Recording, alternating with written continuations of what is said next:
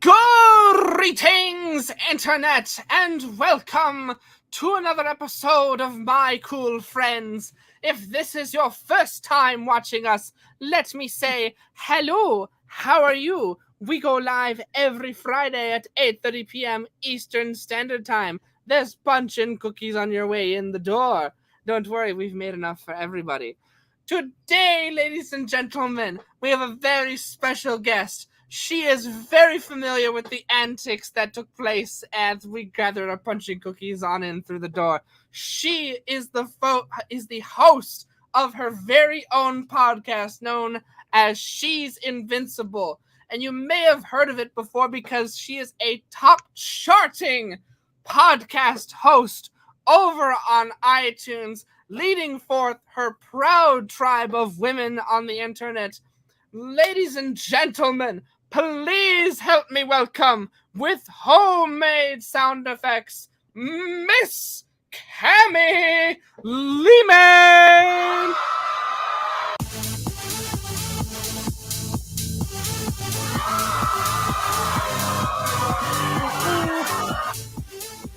Kamie, how are you today? Oh, Ben, you're so fun. It's so good to be here. I'm amazing. I'm having an amazing day.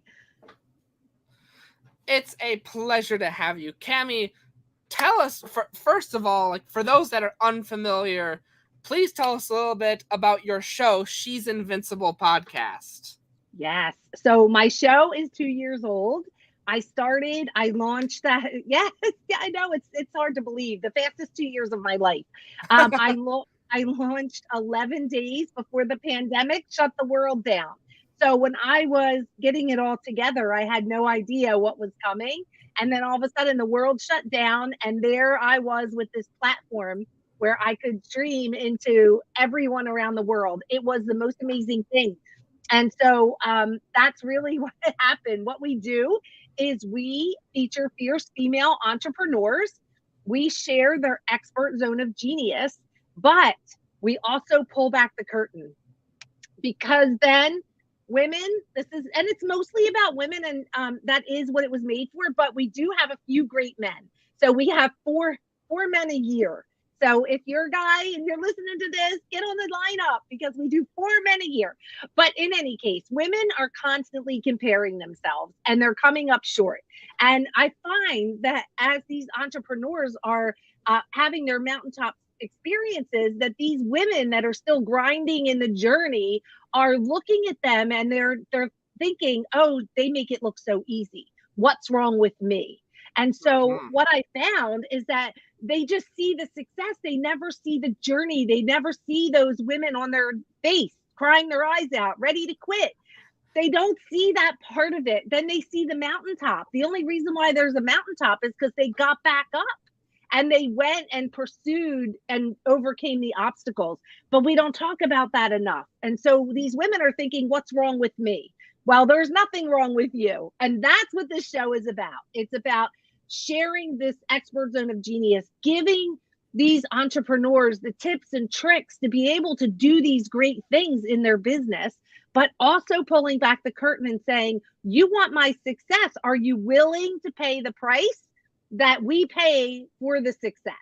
And so we share all of that. And it's so much fun. And the stories are incredible. And these women are truly invincible in every way. So we're just having a blast and really just trying to make a big difference in the world. That's amazing. And I love how you've highlighted that, it's so easy to look at just the mountaintop.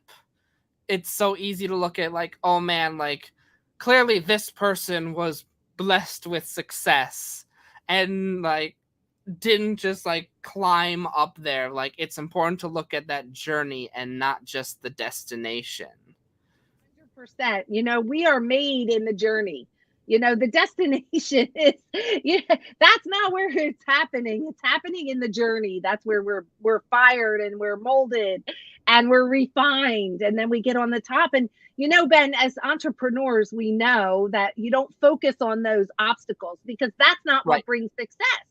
Right. So you get there and you're like, yeah, I made it. But then we have to remember to go back and tell the others, Like, come on with me. I know how it ends, right? I know the end of the story and I can help you. And I think we have a obligation as entrepreneurs to do that, to go back and help the others. So you mentioned a little bit that you like you did all this like at the beginning of the pandemic, and now we're here. But you know, like time is like not always the answer to everything. And so like my question is like, what made you like say like, you know what, I'm gonna sit down and I'm gonna do this project that I've told myself I'm gonna do for so long? Like, what was the first domino that made you go and do that? This is a funny story, Ben. Oh, yay. So yeah, well, I'm here to share it so, with you and Pikachu. So I had every year, like I do something big, right? I gear up towards the end of that, like the fourth quarter, and decide like what's the new big thing I'm going to do. So at the end of 2019, I decided that I was going to learn how to build webinars. I was seeing all these webinars at that time. That was the biggest thing out there. Click here. It was ClickFunnels. You know, we're all familiar with it. And so I thought, let me learn how to build a webinar. So I joined this group with this coach, and she was teaching this class called Imperfect Webinar. And I thought, well, it's for me if it's imperfect, because I'm not good at this stuff. So chances are it's going to come out imperfect. Well, what I found really quickly was that I hated building webinars. And like, as much as I thought like this would be the answer to me promoting my business, I didn't like it so much that I just wanted to quit, but I kept pushing through. And our initial conversation had been around podcasting. So she knew that I would eventually like to have one. So she came to me and she said, that podcast class that I took, they're having another one, and I think you should take it. And I'm like, well, I'm right in the middle of this class. Well, she knew, I knew, no, I hated it. She probably hated it too. And so she said, I think you should do it, because I think once you do that, it's going to make it easier for you to come back and finish this webinar that you're stuck with, because I was having trouble with like messaging and like really like nailing it down. So she gave me permission. So I jumped out of webinar school. I jumped into podcast school, and I thought anything, I would have become a janitor if I could get out of that webinar class. She was a great teacher, but I was a horrible student. I was so stuck in my own head and so not techie, and was having trouble with my words, and I just couldn't do it. And so I jumped in because of that, to escape the webinar class.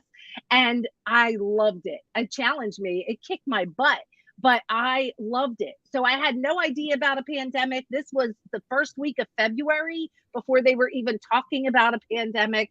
And then I went through that class and launched on March 2nd. So that's really the story.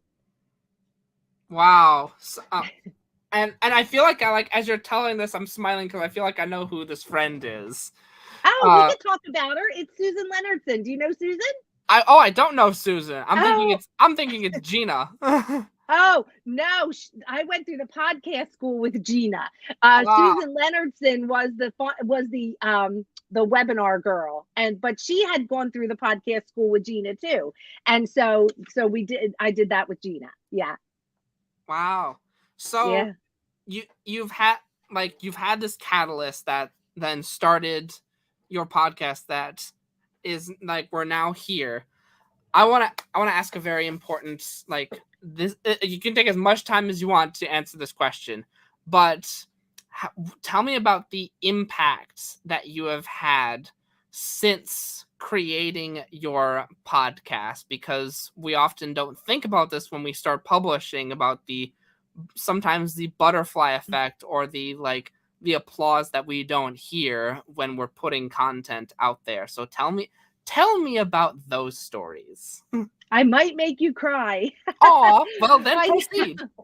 I know this. This comes up for me whenever someone asks me what is my favorite episode that I have had so far. So I'm going to tell you about that, because that is, I think, is the biggest impact. There's so many, but this one is the one. So I met some people through my podcast that had reached out to me, and I got to know, and they were on my show. And then I was connected with this woman who runs a foundation for metastatic breast cancer. And so I met her, and I just loved what she was doing, and she was going to have an event. And I said, let me do some free advertising for you for your event, help you sell some tickets. And so I put a little commercial at the beginning of my episodes for a few months, and I interviewed her on my show. And I said, I want to give you as much PR as I can. So I interviewed her on my show. Well, I went to their event and I met so many women. And this thing about metastatic breast cancer is that women your age, Ben, like young women under 30 are getting this before they're even being screened for it. So they don't know they have it until it's already in its advanced stages. And so I met so many of these women. Well, I went there thinking like they're going to be older women, right? Because most of the time, people that get cancer are older. And I couldn't believe that they were these young women in their 30s with young kids, and they were fighting this horrible disease. So I decided that for October, for cancer awareness, I was going to invite a few of them to be featured on my show. So this one that I want to tell you about is Kate Thomas. And Kate Thomas is she was, I guess, around 41 at the time. And I just wanted to have her come on. She was in the military, and her doctors believed that her cancer was due to being in the Iraq war, where they were with the burn pits. And so many people were coming out with these cancers from these burn pits. So Kate and she was very sick, so we didn't actually get to do the interview for October, and we did it in November. And I was like, well, cancer awareness is over. What will I do? And then I realized that it was Veterans Day coming up, and I thought, let me honor her for Veterans Day. So I did. So Kate and I did this beautiful interview, and we did like a documentary. Ben. And so, she shared her story, she shared her cancer journey, but then we moved into this other place where I was able to ask her questions and have her leave her deepest thoughts that she could leave behind. And so I asked her about, how did you meet your husband? And how did you know he was the one? And how did you feel when you found out you were having a baby? And what was it like when they put that baby on your belly? And I know, Ben, you can relate because of your nephew. Oh, you've seen pictures of my nephew. I love him. I just saw the one you did the other day. I think he looks like you. I was like, your Someone brother might else not said like that. but I need to tell you that. So in any case, so Kate and we documented, and we talked about everything. What does she love best about her son? What does she hope for him in the future? Then we did a twist on it. Why you would want to marry my husband? Because Kate shared with me that when she passes away, that she would love for her husband to get married again and have someone in Matthew, her son's life. Well, here's the deal. We did all this. It was the most beautiful thing ever. And Kate passed away 2 days ago. From today? Yeah, 2 days ago from today. Yeah. We aired her episode on Veterans Day in November. And Kate fought so hard for over 4 years. And about a week ago, she had posted to all her friends that she was going to be going into hospice, and she passed away on Wednesday. And I have to tell you, I know I said, Ben, we might cry. I have to tell you that it was the most powerful, impactful thing that this podcast has afforded me to this day, to be able to know that I'm going to be able to pass this on in video and audio. So he's 7. When he's your age, Ben, he's going to hear his mommy's voice, and he's going to see her face, and he's going to have the messages that she wanted for him about traditions and how much she loved him and what she wanted for his life. So I'm sorry for the long story, but oh no. You're good. You asked the question, and I cannot resist. I mean, what else could you want out of something like that you build to make an impact? Yeah, similar situation. Like, I made like a promise to myself that I would do that, like, for my own family. Like, I wanted to record the voice of like my parents and my grandparents, and I haven't gotten to my parents yet. I had to fight tooth and nail to get my grandma to hop on a recording with me, because she does not like, she gets so like nervous around any sort of like video or audio recordings. And I fully understand why.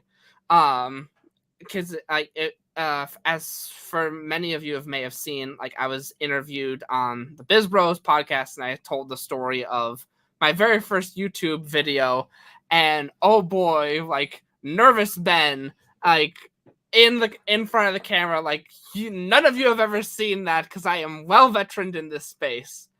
But when I asked my grandma to do this, like, it wasn't like, she said no for like over a year.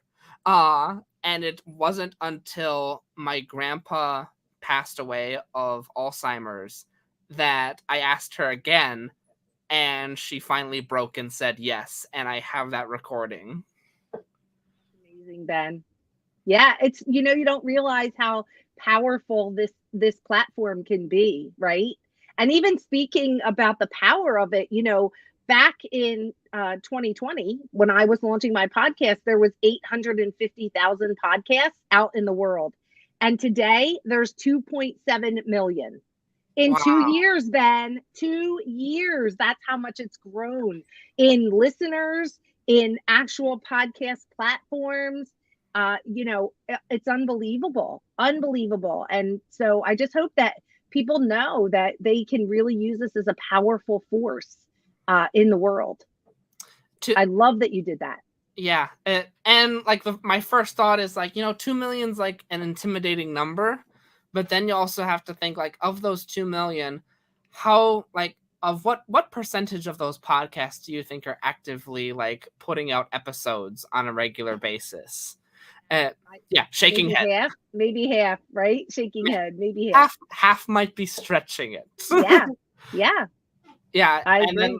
And then like, and then you have to think, like, of those, like, but let's say half. Theoretically, okay. let's say half. Okay, 1 million. Am I competing with 1 million podcasts? Well, no, because not everyone that likes my show is going to like X, Y, and Z's show. So of those 2 million, how many are going to be like actually like air quote competing with yours? And then of those number, how many are going to stay devoted for 2 years? That's the key right there, is that so many people, like, they might get to 20 episodes and then throw in the towel for many, many reasons. Yeah, more than just one. There's they have trouble finding guests. They don't have time to do the work. Yeah, I mean, you could go on and on and on. It's more work than they thought. Always, right? And that's the way it is with everything you do. You always have to like think what you think and then add like double to it. Whatever it is you're doing. So how did you get past that 20 episode burnout? How did you get past that threshold?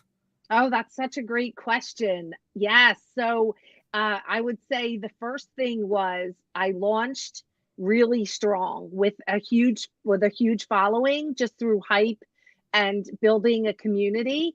So I did that throughout the process. And then when I launched, I had a lot of support in listeners, followers. That helped me rank in a top ranking when I launched. So I launched at number 42 on iTunes in the business entrepreneurship category, which is huge. If you can rank it all, that's great. But I ranked at number 42. And so what I had done was I had recorded like 20 episodes before I actually launched. So I didn't have that like hurry up and run, out of breath and exhausted, and then have to keep going.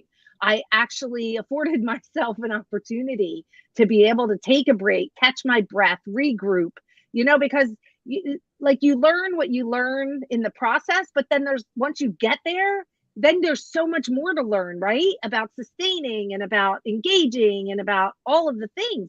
Right. And so, Yeah, so it gave me, just having the stuff on the one end gave me the breath and the room and the time and the energy to be able to keep running that race and learning what I needed to learn and not drowning in the first week, which I think a lot of people come out with it. Like they're like finally up and running and now they're like, oh my gosh, I need a new episode next week, right? And I they're just like, finished the last one. yeah, and it's already time again, right? So that, yeah. So I You think guys that want more was Game of Thrones? I just finished the last episode. it. Right, right. So I do think that's really what it was for me. And then, the other part of it was the monetization. It can become a job if you're not having fun or making money, right? So those two things are kind of like fun and money go together. And if you don't have one or both, then sometimes it becomes a chore. And so I learned how to monetize through my podcast. And then that really kept me going because that was almost like advertising and funneling. And that is a really cool thing as well. And how, I want to take a step back at what you said there for a moment. You said like, oh yeah, fun and money go together. And my first thought is, they do? So like, when did you make that, like, there had to be like a leap at some point when you're like, you know what? I should get paid for this. That came in the beginning. Yeah. Right. And what were you going to say? And what? Yeah, like I should get paid for this. And sometimes like that came at the beginning for you, but sometimes that's a bigger leap than we realize in order to give ourselves permission to get paid for our creation. And so tell me about that jump. So that was implanted early on in the program that I took, which I actually teach a lot of the same type, not the same thing, but a lot of the principles of that. But that was something that was interesting to me because when the webinar was supposed to help me market my business when I was asleep, right? Like, the dream, you go to bed, you wake up and, it says, ting, ting, ting, you have money. People bought your program because they watched your automated webinar. Well, when that went out the window, I took the podcast as the way to use for marketing and advertising. So that came right away. That was the replacement. And so what I started doing was having the sales conversations to sell my coaching programs. So in my podcast, I was attracting my target market and then having the sales conversations. So they were coming to me. And I learned that because when I met Susan, she had a podcast. So I reached out to her because I was really impressed with her podcast. It had gone to new and noteworthy. It had ranked new and noteworthy when it came out, and hers had come out the July before, so she had only had it 6 months. But I had been following her from the beginning in the ClickFunnels group, and so I knew because I went to her because of her podcast. It drew me to her, and then I had a conversation with her, and then I became her client. So I'm like, oh, well, that's how that works, right? So messaging was right on. It drew me in. We had a conversation. I sent her money and then I was in her program. So I thought, okay, that's a perfect example. Okay, that's how it works. And it still works like that today. So, the idea is this, the message needs to be brand strengthening. It needs to attract your target market. Then when they come to you, which they do come to you, then you have the conversation, see if what it is you have is something that can solve a problem that they have. And then presto, that's how it works. So that's the monetization in that one sense. But I also do another thing, which is I sell ad space on my podcast. So I have developed 6 different spots during the podcast that people or companies or entrepreneurs can pay to have an advertisement actually in my episode. These would be like ad reads, right? They are. Yeah. Yeah. And, it's such a cool thing, but you can have, 3 or 6 on your podcast episodes and they go out at different times. So it's not like a long drawn out thing where people are like, oh, a commercial. They're like 30 seconds. So they're like, oh, was that a commercial? They got to go back and listen again. So they're really quick, but you can get a lot of, generate a lot of income through that as well. So I teach that as well. Wow. And I think it's also important to highlight, like, you had to first, like, oh man, how do you make money through like ad reads? Well, first step is at some point you had to make that offer and put that offer out there, right? 100%. And a lot of the times the offer, excuse me, would go through my guests. Like my guests would come to me, they're 7, 8 figure entrepreneurs. And I'm like, hey, you want to advertise? Like they had so much fun. They love my podcast. And it just seemed like a good fit. Hey, would you like to advertise, your business on my podcast? So every week, everyone who's listening is going to hear about your company. And it was just easy, it really, we make it harder than it is. And why do we make it harder than it is? I don't know. If I knew that, I don't know, Ben. I'd be talking about that on my podcast too, right? I think our mind is just programmed to not believe that things can be as simple as they really are. When you think about mindset, right? We resist change. Change is scary. We're wired to prevent it because we want to stay safe, right? That's how we're wired, is protect ourselves. So whenever we think outside the box or try to step outside the box or grow, I think that there's the signals go out and they're like, stop, right? This is foreign, therefore foreign equals dangerous. Yes, and scary and complicated and whatever, right? I think that's what it is, really. Right. I heard this really good metaphor one time about like a pair of boots. That like you have two pairs of boots. One's like a quality pair of boots that's $50. The other one's a cheap pair of boots that's $10. But the $10 pair you'll be replacing like every single month, and the $50 pair will last you all year. But if you're accustomed to buying the smaller ticket items, then that is not just like a mindset, it's an entire world that you live in. Whereas if everything was logic brained, then you would both have all the information that you need and go towards buying the $50 pair of boots, even if you needed to like somehow find that money in order to get into that world.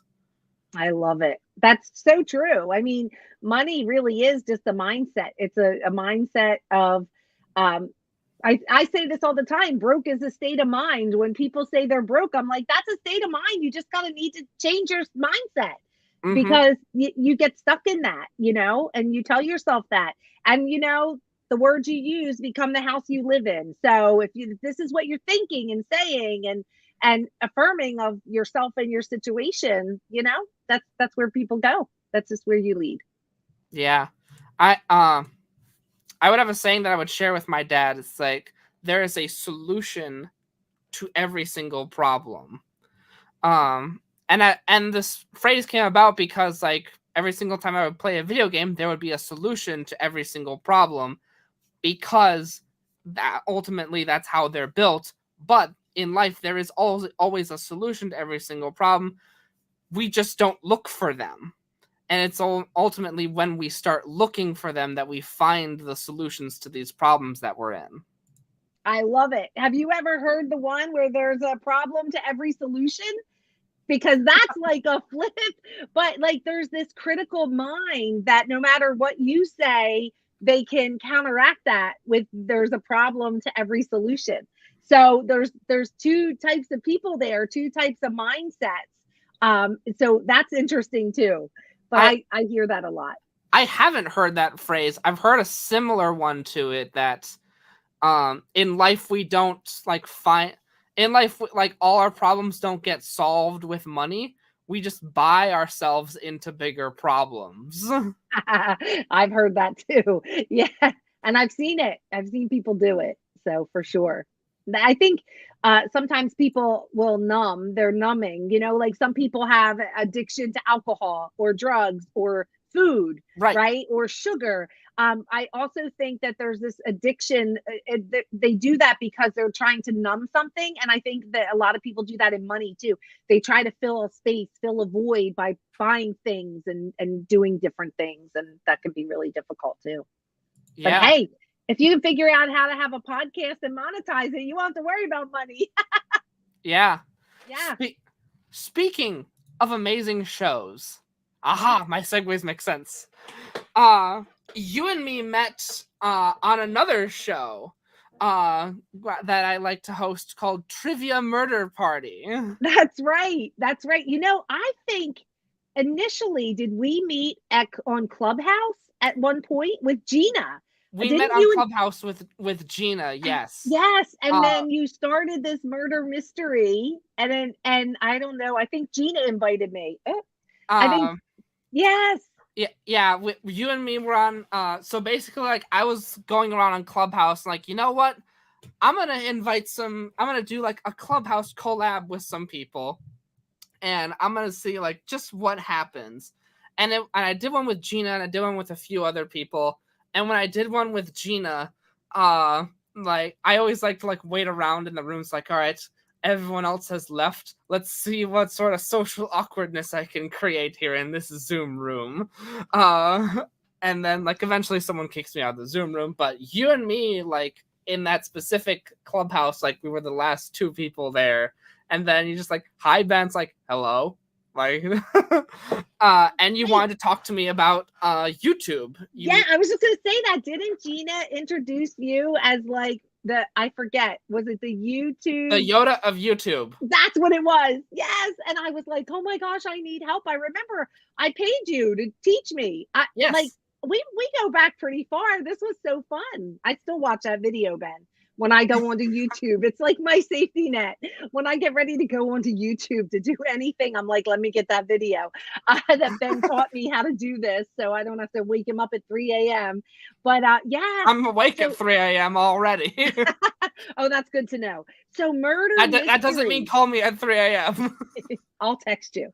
I love murder mystery. It is so much fun. So much fun, Ben. I love what you're doing. I love what you created.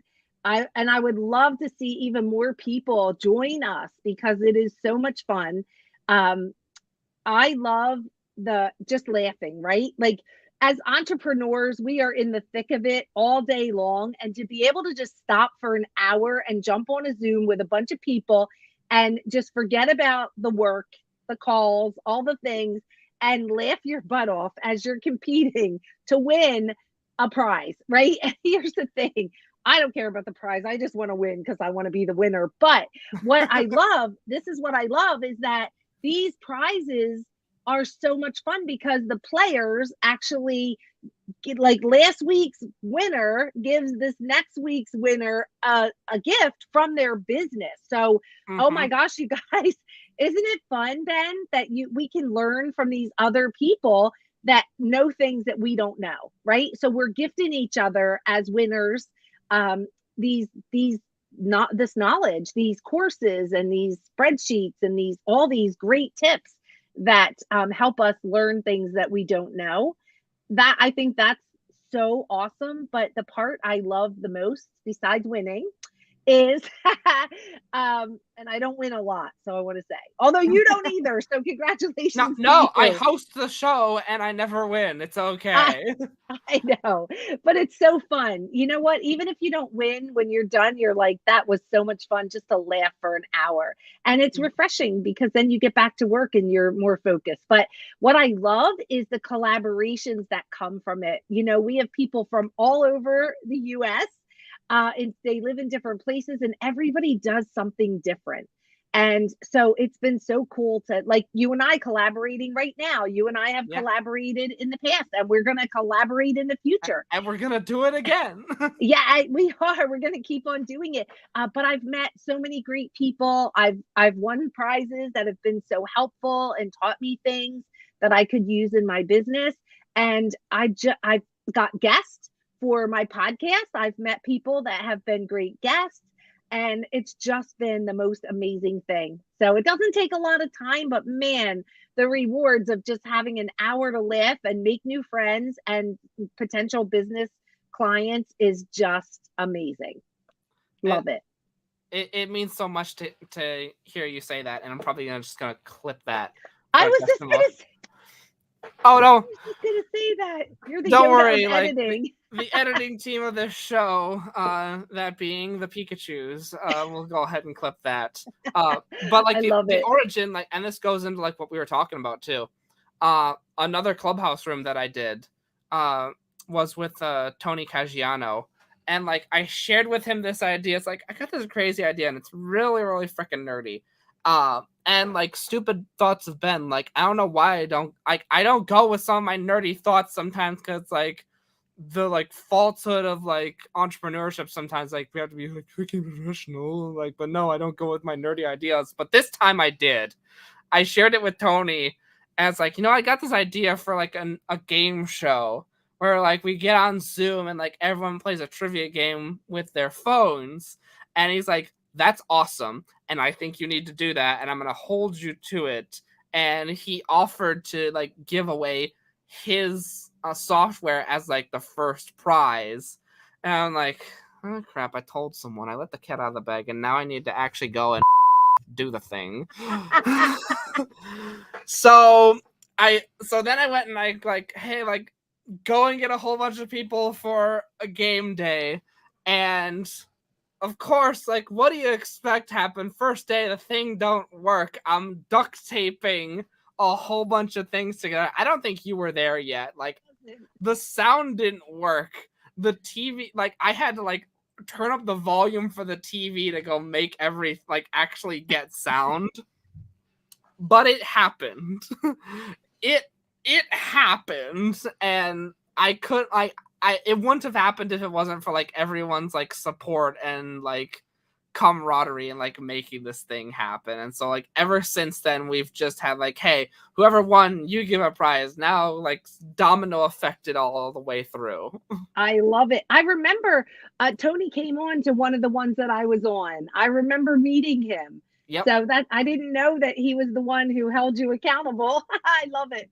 Well, now, and like everyone who watches this show, like now you do. And there you go. I can give you another behind the scenes like little tidbit of that too that I think you'll really enjoy.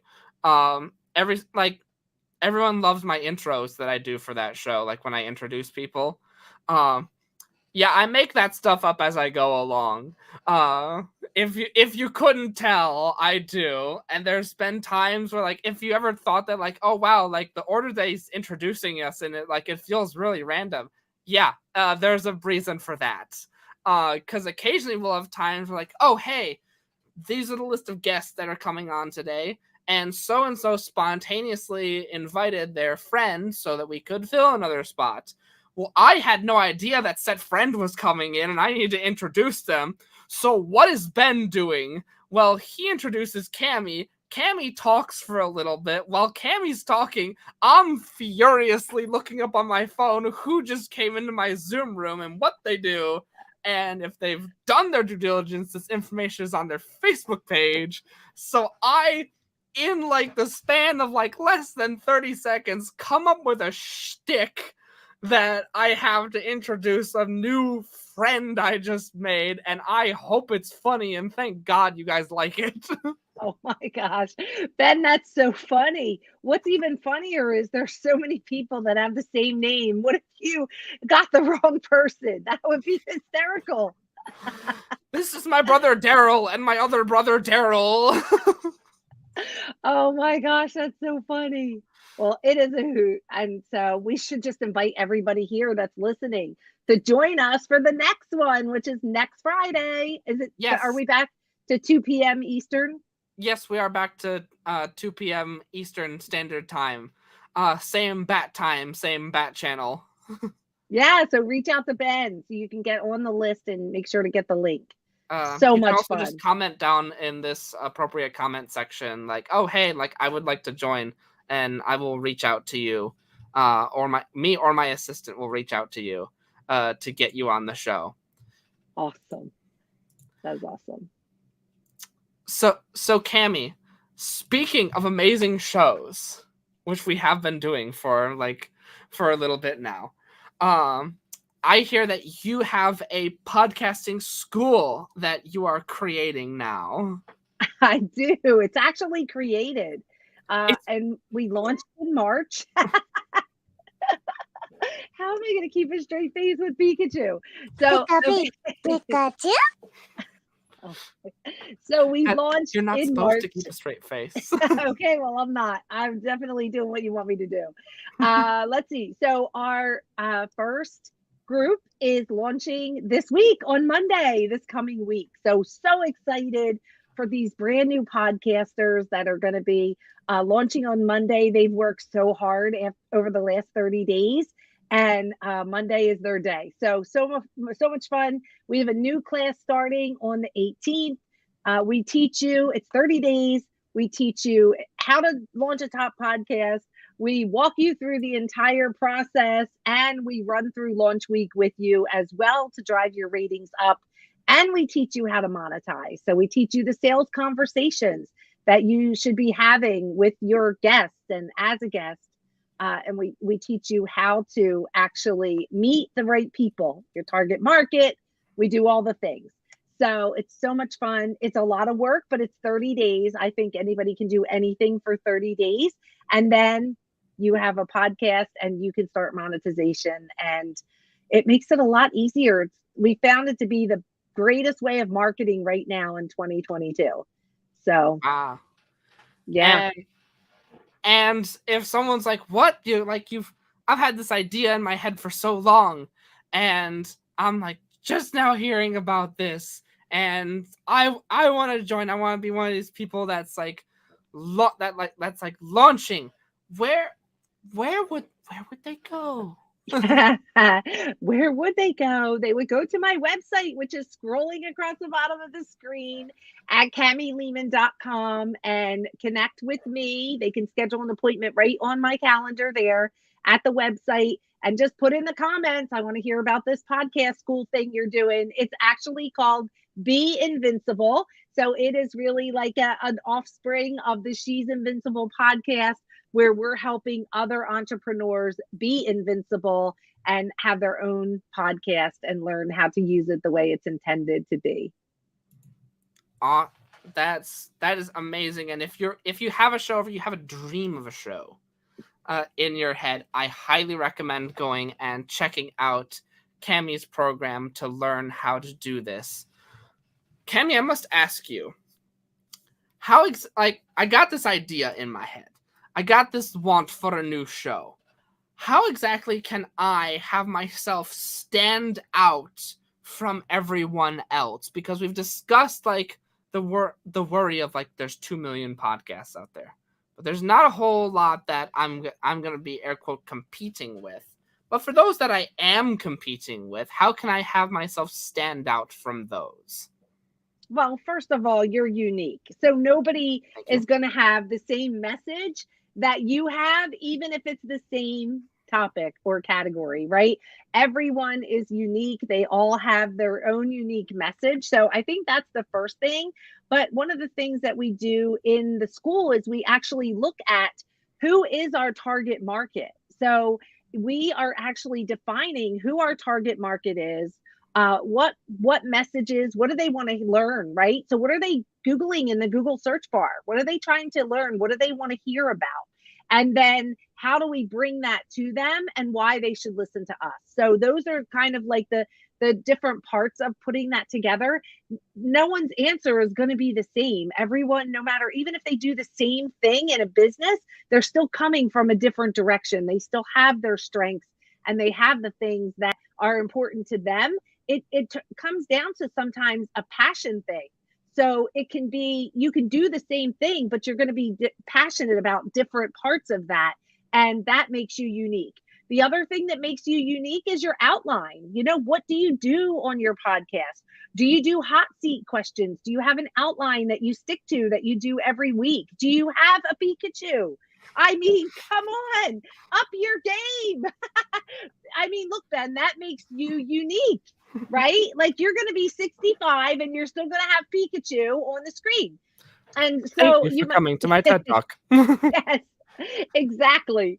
So I think, when you look at yourself and your own uniqueness and the uniqueness of your business and your target market, I don't think anyone is ever going to have a show just like yours. It's going to come from your personality, things that are important to you that are not the same as what is important to someone else. So it's so cool to see. If you even I would challenge you to do this, go on the iTunes app and search for different shows that are in the same category, like business coaching or business growth or marketing.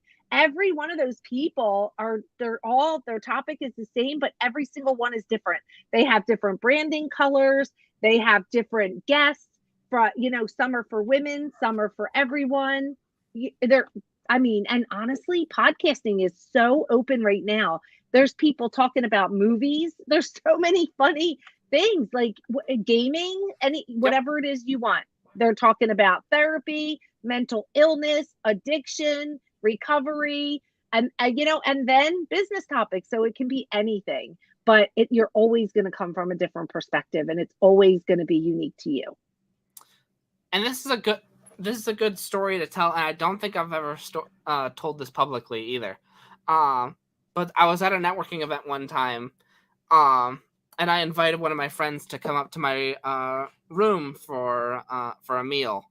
And he asked me straight, plain up, Ben, why the Pikachu? and I'm like, no one's asked me that. And the reason why is because not too long ago, I started investing in a high-ticket coaching program. And that was very much like the threshold when I started seriously investing in my business. And I had to ask myself the question, okay, will the Pikachu be public or not? Because before this, I had basically like this, what you see here, this was always front and center and part of my personality. But did I want to have that in a public eye in business, like Zoom calls that were even in private conversation? Was that going to take place in my professional life as well? And the answer was yes.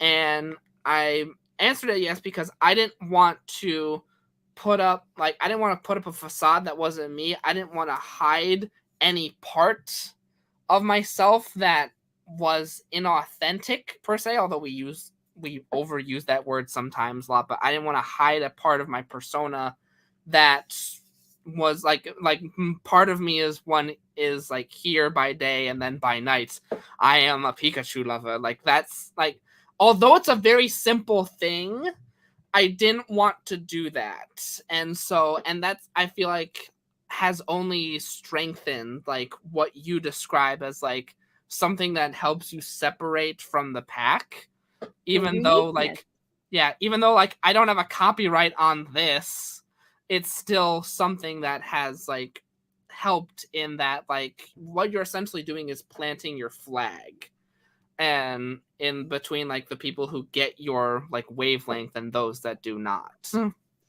It's like raising your flag. So I say that a lot is like, you can be the lone nut on the hill, right? And then the second one comes who's even nuttier and he joins you. And then before you know it, you've seen that video, right? Now everybody's dancing on the hill with the lone nut.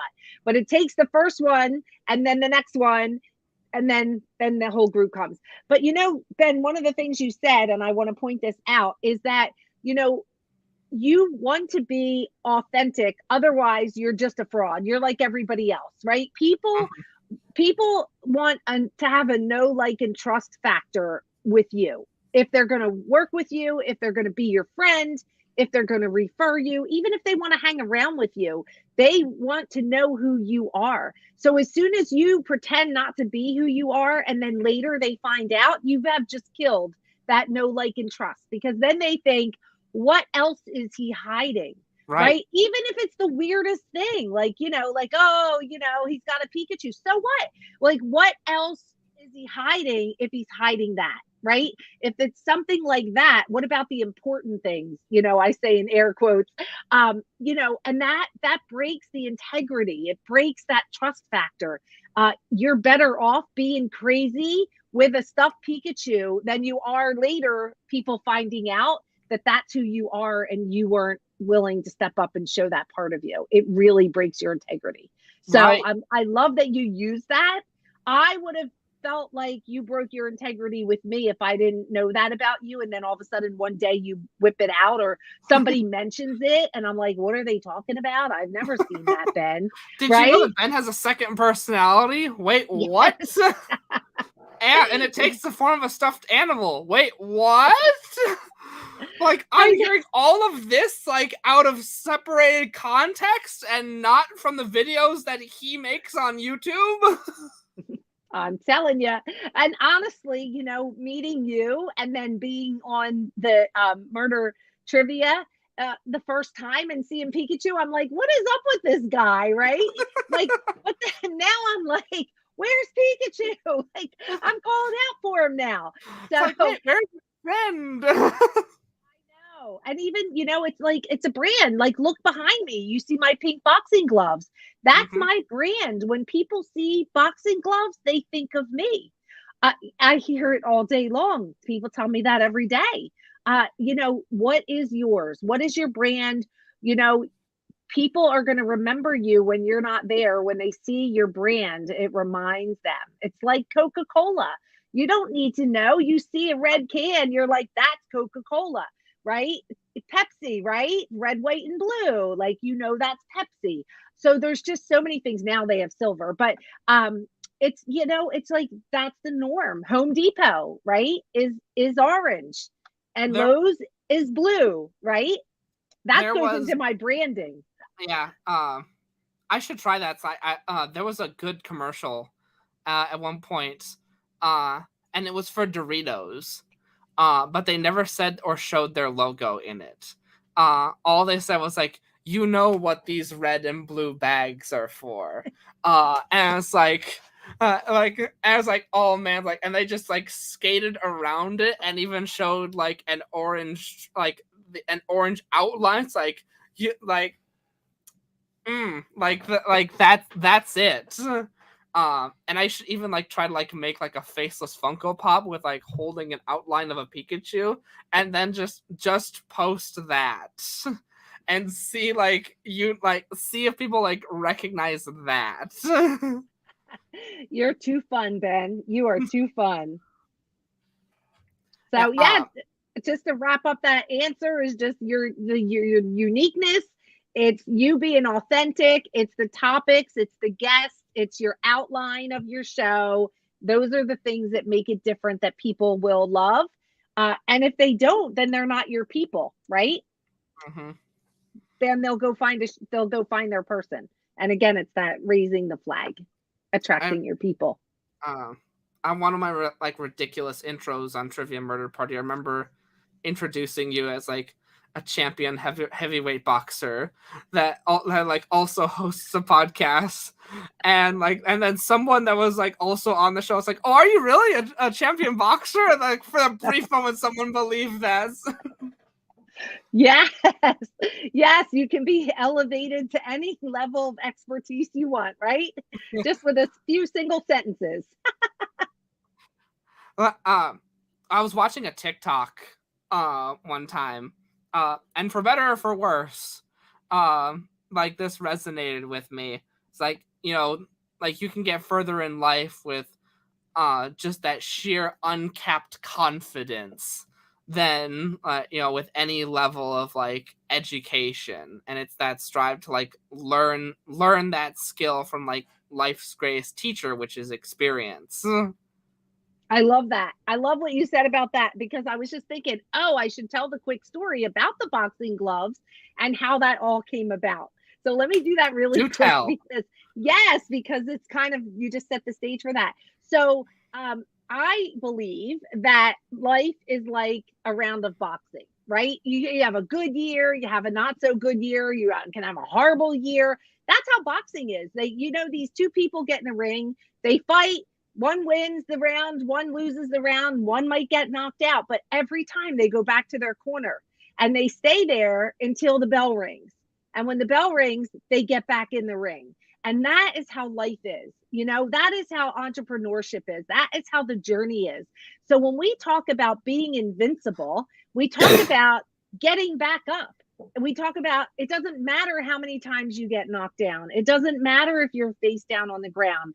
When you're invincible, you're just going to get up one more time. And so at the end of every show, we say, I don't know where you are in your life or your business, but if you're face down on the ground right now, get back up. And so, but that's what those boxing gloves represent. It's not about winning. Winning would be undefeated, right? So it's not about winning. It's about being invincible, about getting back up every single time you go down. And getting an applause from Ben. I have that button on the ready. Don't you worry. I love those buttons, Ben. We need to talk about that. Oh yeah. Kamie, where can people find you? On my website at KamieLehmann.com. It's scrolling across the bottom of the screen. Ladies and gentlemen, go find Kamie. Go connect with her. Go be her friend. She will help you create an amazing monetized podcast. Ladies and gentlemen, this has been another amazing episode of My Cool Friends. We go live every Friday at 8:30 p.m. Eastern Standard Time. Until next week, ladies and gentlemen, remember to stay safe and stay healthy. Bye-bye, everybody.